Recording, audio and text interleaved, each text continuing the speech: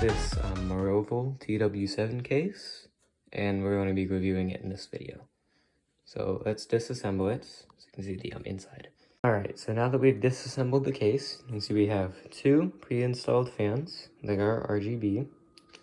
And then we have another two spots for fans, and a third one there.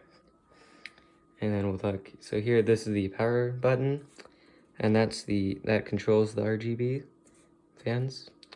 And then that's, we have two USB 3.0s, and there's an audio input and an audio output. And it's really lightweight. I think it's kind of spinning around.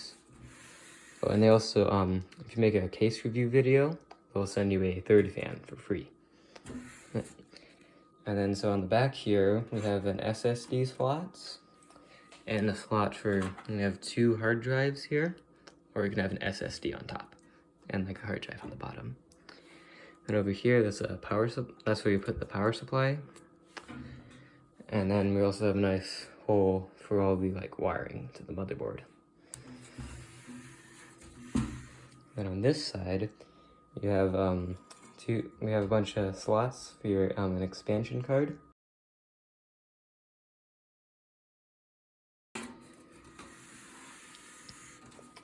And here at the front, you can have a micro ATX motherboard, or I'm pretty sure you can have an ITX one too. There's also a nice spot for a radiator here.